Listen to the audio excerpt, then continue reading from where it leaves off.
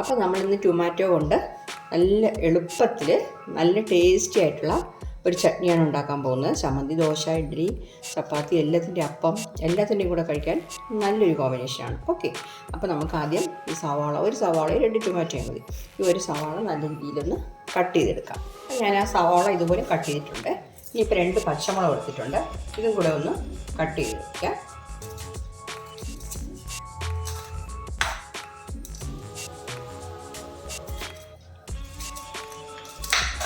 Okay, ഇനി വന്നിട്ട് ഒരു 5 അല്ലി വെളുത്തുള്ളി, ചെറുതായതുകൊണ്ടാണ്. വലുതാണെങ്കിൽ ഒരു 3 അല്ലി വെളുത്തുള്ളി മതി കേട്ടോ. അതും കൂടെ കട്ട് ചെയ്തിട്ടേക്കാം. ഇങ്ങനെ കട്ട് ചെയ്താലും കുഴപ്പമില്ല കേട്ടോ, ഷേപ്പ് വേണമെന്നൊന്നുമില്ല. ഓക്കെ, അതും കട്ട് ചെയ്തു. ഇനി ടൊമാറ്റോ നമ്മൾ ചെറിയ പീസസ് ആയിട്ട് ഒന്ന് കട്ട് ചെയ്യാം. നല്ല പഴുത്ത ടൊമാറ്റോ ആണ് നല്ലത് കേട്ടോ.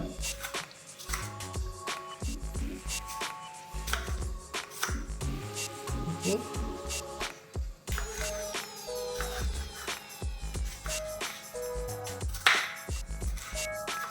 കണ്ടോ, ഇതുപോലെ ഈ ടൊമാറ്റോ ഇതുപോലെ ഞാൻ കട്ട് ചെയ്തേക്കാം.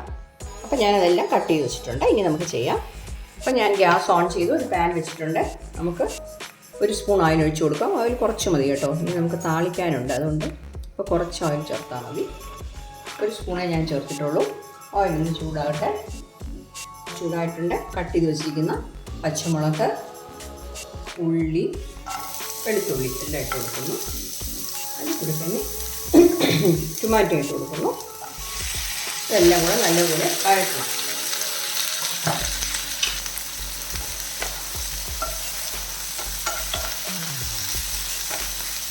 മീഡിയം ഫ്ലെയിമിൽ വെച്ചിട്ട് വഴറ്റിയെടുക്കാം.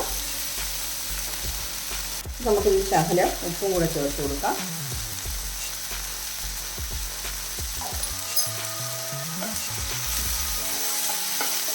നല്ല രീതിയിൽ വഴറ്റാം കേട്ടോ. അപ്പോൾ ഇതിന് മാക്സിമം നമ്മൾ നല്ലെണ്ണയിൽ ചെയ്യുന്നതാണ് നല്ലത്.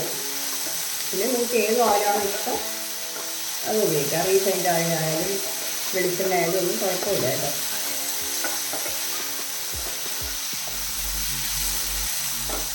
അപ്പോൾ കണ്ടോ, നമ്മുടെ ടൊമാറ്റോയും സവാളയൊക്കെ വഴഞ്ഞിട്ടുണ്ട്. ഈ ഫ്ലെയിം കുറച്ച് വെച്ചിട്ട് നമുക്ക് ഇത് കുറച്ച് കായപ്പൊടി ഇട്ട് കൊടുക്കാം. ഒരു 1/4 ടീസ്പൂൺ മതി കേട്ടോ കായപ്പൊടി.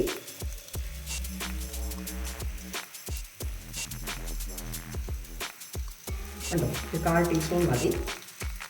പിന്നെ വന്നിട്ട് ഒരു 2 ടീസ്പൂൺ നിറച്ച് ഞാൻ കാശ്മീരി ചില്ലി പൗഡർ ചേർക്കുന്നു. 2 ടീസ്പൂൺ നിറച്ച് ഞാൻ കുമിച്ച് ചേർക്കുകയാണ്. നമ്മൾ കുറച്ച് ഉപ്പ് കൂടി ഇട്ടിട്ടുണ്ട്. നോക്കിയിട്ട് വേണമെങ്കിൽ നമുക്ക് ചേർക്കാം. അപ്പോൾ ഇതിൻ്റെ ഒരു പച്ച ഒന്ന് മാറണം, ഈ മുളക് പൊടിയുടെയും കായപ്പൊടിയുടെയും. പെട്ടെന്ന് തന്നെ നമുക്ക് റെഡിയായി കിട്ടും.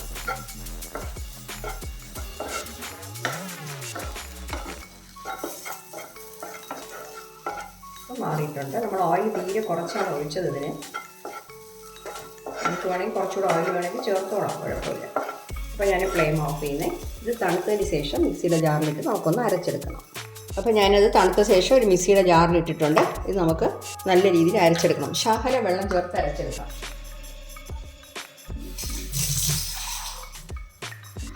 എല്ലാം കൂടെ ചെറിയ ജാറിലാണ് ഇട്ടിരിക്കുന്നത്. ഓക്കെ, ഞാൻ അരച്ചിട്ട് വരാം. അപ്പം ഞാനത് നല്ല രീതിയിൽ അരച്ചെടുത്തിട്ടുണ്ട്. കുറച്ച് വെള്ളം ഒഴിച്ച് ഇനി നമുക്കിത് കടുക് വറുക്കാം. കടുക് വറുക്കാനായിട്ട് ഞാനൊരു പാൻ വെച്ചിട്ടുണ്ട്. 1 ടേബിൾ സ്പൂൺ എണ്ണ ഒഴിച്ച് കൊടുക്കാം.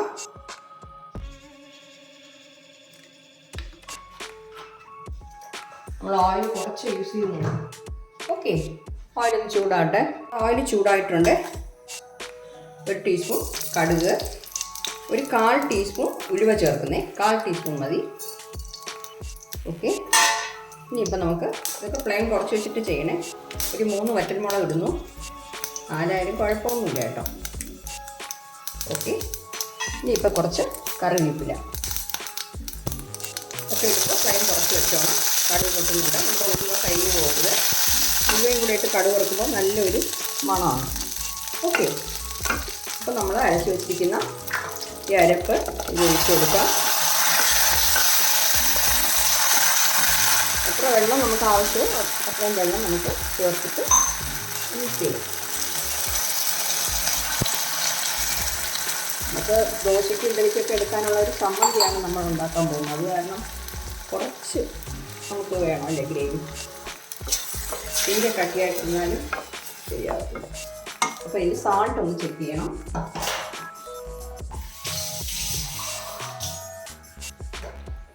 കുറച്ചുകൂടെ വെള്ളം ചേർക്കുന്നേ.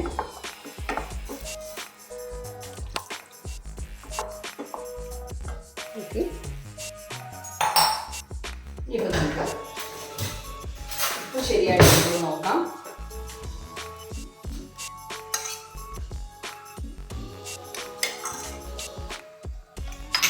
ഇല്ല, ശകലം ഇട്ട് കൊടുക്കാം. ഇടുന്നേ. ഉപ്പൊക്കെ നിങ്ങളുടെ ടേസ്റ്റ് അനുസരിച്ച് ചേർത്തോളൂ. എരിവ് അതുപോലെയാണ്. എരിവ് വന്നിട്ട് എരിവുണ്ട് കേട്ടോ. ഇത്രയും എരിവ് വേണ്ടെങ്കിൽ നിങ്ങൾ ഒരു പച്ചമുളക് ചേർത്താലും മതി.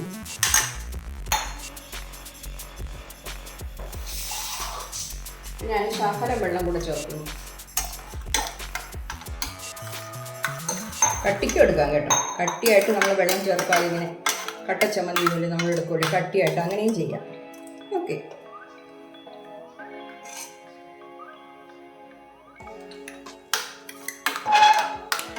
ഇപ്പോൾ സാൾട്ട് കറക്റ്റായിട്ടുണ്ട്, എരിവൊക്കെ കറക്റ്റായിട്ടുണ്ട്.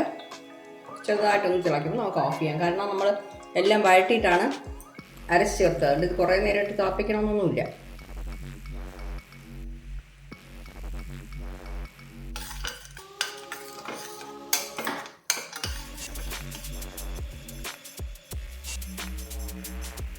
അത് തിളയ്ക്കും. ഞാൻ ഫ്ലെയിം ഓഫ് ചെയ്യുന്നേ.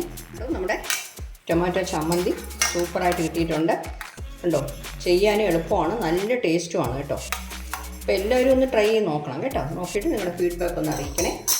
Okay, thank you.